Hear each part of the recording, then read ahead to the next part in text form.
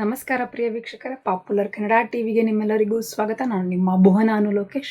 ನಮ್ಮ ಚಾನಲ್ನಲ್ಲಿ ಪ್ರಸಾರವಾಗುವಂತಹ ಆಧ್ಯಾತ್ಮಿಕ ಮಾಹಿತಿಗಳ ಬಗ್ಗೆ, ಆಚಾರ ವಿಚಾರಗಳ ಬಗ್ಗೆ ತಿಳ್ಕೊಳ್ಬೇಕಂದ್ರೆ ಈ ಕೂಡಲೇ ನಮ್ಮ ಚಾನಲ್ನ ಸಬ್ಸ್ಕ್ರೈಬ್ ಮಾಡ್ಕೊಳ್ಳಿ. ಹಾಗೆಯೇ ಪಕ್ಕದಲ್ಲಿ ಕಾಣುವಂತಹ ಬೆಲ್ ಐಕನ್ನ ಕೂಡ ಆಕ್ಟಿವೇಶನ್ ಮಾಡ್ಕೊಳ್ಳಿ. ವೀಕ್ಷಕರೇ, 2024ನೇ ಇಸ್ವಿಯಲ್ಲಿ ಈ ಒಂದು ಮಾರ್ಚ್ ತಿಂಗಳಿನಲ್ಲಿ ಈ ಒಂದು ಶಿವರಾತ್ರಿಯ ಶಿವನ ಅನುಗ್ರಹದಿಂದ ಆಗ್ತಾ ಇರುವ 12 ರಾಶಿಗಳ ಮೇಲೆ ಹೇಗಿದೆ, ಈ ಒಂದು ಗ್ರಹ ಬದಲಾವಣೆಗಳಿಂದಾಗಿ ಯಾವ ರಾಶಿಯವರಿಗೆ ಯಾವ ರೀತಿಯಾದಂಥ ಫಲಿತಾಂಶಗಳು ಕಾಣ್ತಾ ಇದೆ ಅನ್ನೋದನ್ನ ನಾವು ತಿಳ್ಕೊಳ್ಬೇಕಾಗುತ್ತೆ. ಇಲ್ಲಿ ತುಲಾ ರಾಶಿಯವ್ರಿಗೆ ಹೇಗಿದೆ ಅನ್ನೋದನ್ನ ನೋಡುವಂಥದ್ದಾದ್ರೆ, ತುಲಾ ರಾಶಿಯವರಿಗೆ ಅವರ ಒಂದು ವಿದ್ಯೆ, ಉದ್ಯೋಗ, ವ್ಯಾಪಾರ, ವ್ಯವಹಾರಗಳ ಕುರಿತಾಗಿ ಹೇಗಿರ್ತದೆ ಈ ಒಂದು ಮಾರ್ಚ್ ತಿಂಗಳಿನಲ್ಲಿ ಅನ್ನೋದನ್ನ ನಾವು ತಿಳ್ಕೊಳ್ಬೇಕಾಗುತ್ತೆ. ಮಾರ್ಚ್ ತಿಂಗಳಿನಲ್ಲಿ ನೋಡುವಂಥದ್ದಾದ್ರೆ ಈ ಒಂದು ತುಲಾ ರಾಶಿಯವರಿಗೆ ಈ ಒಂದು ತುಲಾ ರಾಶಿಯಲ್ಲಿ ಜನಿಸಿದಂಥವ್ರಿಗೆ ಈ ತಿಂಗಳು ಅನುಕೂಲಕರವಾಗಿರ್ತದೆ.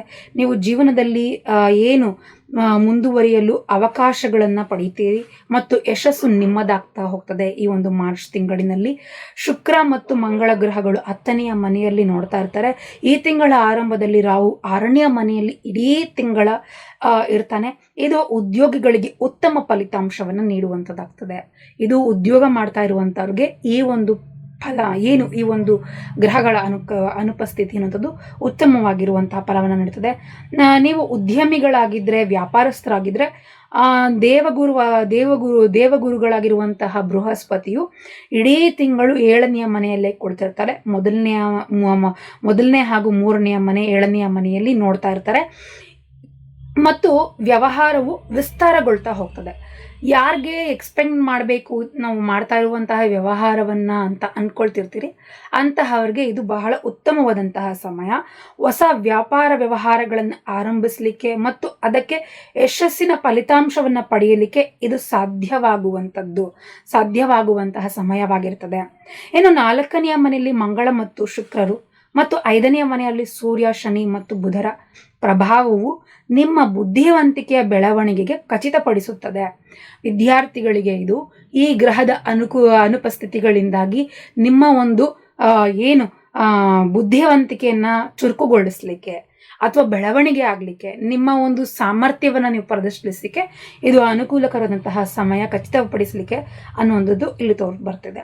ಇನ್ನು ಕುಟುಂಬದ ದೃಷ್ಟಿಕೋನದಿಂದ ನೋಡಿದಾಗ ಈ ಒಂದು ತಿಂಗಳಿನಲ್ಲಿ ಸ್ಥಳೀಯರಿಗೆ ಉತ್ತಮವಾಗಿದೆ ಅಂತ ಹೇಳ್ಬೋದು. ನೀವು ಪ್ರೀತಿಯ ಸಂಬಂಧದಲ್ಲಿರುವಂಥವ್ರಿಗೆ ತಿಂಗಳ ಆರಂಭವು ಸ್ವಲ್ಪ ದುರ್ಬಲವಾಗಿರ್ತದೆ. ಸೂರ್ಯ, ಬುಧ ಮತ್ತು ಶನಿಯ ಉಪಸ್ಥಿತಿ ನಿಮ್ಮ ಪ್ರೀತಿ ಪಾತ್ರರ ಹೃದಯವನ್ನು ಚುಚ್ಚುವಂತಹ ಕಹಿ ವಿಷಯಗಳನ್ನು ಹೇಳಲು ಕಾರಣವಾಗುವಂಥದ್ದಾಗ್ತದೆ. ಈ ಒಂದು ಚುಚ್ಚುವಂತಹ ಕೆಲಸವನ್ನ ಮಾಡುವಂಥ ಮಾತುಗಳಾಗುವಂಥದ್ದು ಅಥವಾ ಏನಾದರೂ ಒಂದು ಸಂದರ್ಭಗಳು, ಕಹಿಯಾದಂತಹ ಘಟನೆಗಳು ನಡೆಯುವಂಥದ್ದು ಸುತ್ತಮುತ್ತಲಿನಲ್ಲಿ ಈ ರೀತಿಯಾಗಿ ಆಗುವಂಥದ್ದಾಗ್ತದೆ ನಿಮ್ಮ ಪ್ರೀತಿಯ ಜೀವನದಲ್ಲಿ. ಇದು ಈ ಒಂದು ಪ್ರೇಮ ಜೀವನದಲ್ಲಿ ಇದರಿಂದಾಗಿ ನಿಮಗೆ ಉದ್ವೇಗತನ, ಸಿಟ್ಟು, ಕೋಪ, ಆವೇಶ ಅನ್ನುವಂಥದ್ದು ಹೆಚ್ಚಾಗ್ತದೆ. ಏನೋ ನಿಮ್ಮ ಪ್ರೀತಿಯ ಜೀವನವು ಸಂತೋಷದಿಂದ ತುಂಬಿರುತ್ತದೆ ಮತ್ತು ವಿವಾಹಿತರಿಗೆ ತಿಂಗಳ ಆರಂಭ ಅನ್ನುವಂಥದ್ದು ಅನುಕೂಲಕರವಾಗಿರ್ತದೆ. ಗುರುವು ಈ ತಿಂಗಳು 7ನೆಯ ಮನೆಯಲ್ಲಿ ನೆಲೆಸಿರುವ ಮೂಲಕವಾಗಿ ಸ್ಥಳೀಯರಿಗೆ ಸಂಪತ್ತು ಮತ್ತು ಸಂತೋಷವನ್ನು ಅನುಗ್ರಹಿಸ್ತಾನೆ. ವಿಶೇಷವಾಗಿ ಸಂಪತ್ತು ಅಂದರೆ ಆರ್ಥಿಕವಾಗಿ ನೋಡುವಂಥದ್ದಾದರೆ ಅನುಕೂಲಕರವಾಗಿರ್ತದೆ. ಈ ಒಂದು ತಿಂಗಳು 4ನೆಯ ಮನೆಯಲ್ಲಿ ಕುಳಿತಿರುವಂತಹ ಮಂಗಳನು 11ನೆಯ ಮನೆಯ ಮೇಲೆ ದೃಷ್ಟಿ ಹರಿಸೋದ್ರಿಂದಾಗಿ ಈ ರೀತಿಯಾಗಿ ಸಂಪತ್ತನ್ನ ಆರ್ಥಿಕ ದೃಷ್ಟಿಕೋನದಲ್ಲಿ ಅನುಕೂಲಕರವಾಗಿಟ್ಟಿರ್ತಾನೆ. ಇನ್ನು ಈ ಶನಿ, ಸೂರ್ಯ ಮತ್ತು ಬುಧರ ಸಂಯೋಗ 11ನೆಯ ಮನೆಯಲ್ಲಿ ಇರೋದ್ರಿಂದಾಗಿ ವಿವಿಧ ವಿಧಾನದ ಮೂಲಕವಾಗಿ ಹಣ ಗಳಿಕೆಗೆ ಕಾರಣವಾಗ್ತದೆ. ವಿವಿಧ ಮೂಲಗಳಿಂದ ಹಣವನ್ನು ಗಳಿಸೋದು. 4ನೇ ಮನೆ, 5ನೇ ಮನೆ ಮತ್ತು 6ನೇ ಮನೆಯ ಮೇಲೆ ಗ್ರಹಗಳ ಒಂದು ವಿಷಯಗಳ ಪರಿಣಾಮದಿಂದಾಗಿ ನಿಮಗೆ ಸ್ವಲ್ಪ ಅಜೀರ್ಣ ಸಮಸ್ಯೆಗಳು, ಈ ಒಂದು ಗ್ಯಾಸ್ ಸಂಬಂಧಿತವಾದಂತಹ ಉಂಟಾಗುವಂಥದ್ದಾಗ್ತದೆ. ಪರಿಹಾರ: ಶುಕ್ರವಾರದ ದಿನದಂದು ಚಿಕ್ಕ ಹೆಣ್ಣು ಮಕ್ಕಳಿಗೆ, 10 ವರ್ಷ ತುಂಬಿರುವಂಥ ಹೆಣ್ಣು ಮಕ್ಕಳಿಗೆ ಪಾದಗಳನ್ನು ಸ್ಪರ್ಶಿಸುವ ಮೂಲಕ ಅವರಿಂದ ಆಶೀರ್ವಾದವನ್ನು ಪಡೆಯೋದ್ರಿಂದಾಗಿ ಸಾಕಷ್ಟು ಅನುಕೂಲತೆಗಳು ಈ ಒಂದು ತುಲಾ ರಾಶಿಯವರಿಗೆ ಪ್ರಾಪ್ತವಾಗ್ತದೆ. ಈ ವಿಧವಾಗಿತ್ತು ಒಂದು ತುಲಾ ರಾಶಿಯವರ ಈ ಒಂದು ಮಾರ್ಚ್ ತಿಂಗಳ ಮಾಸಭವಿಷ್ಯ ಅಂತದ್ದು. ನೀವು ಕೂಡ ನಿಮ್ಮ ರಾಶಿಯನ್ನು ತಿಳ್ಕೊಂಡು ನಮ್ಮ ಚಾನಲ್ನಲ್ಲಿ ಪ್ರಸಾರವಾಗುವಂಥ ಮಾಸಭವಿಷ್ಯನ ರಾಶಿಗಳ ಅನುಗುಣವಾಗಿ ತಿಳಿಸ್ತಾ ಎಲ್ರಿಗೂ ಒಳ್ಳೆಯದಾಗಲಿ. ಧನ್ಯವಾದಗಳು.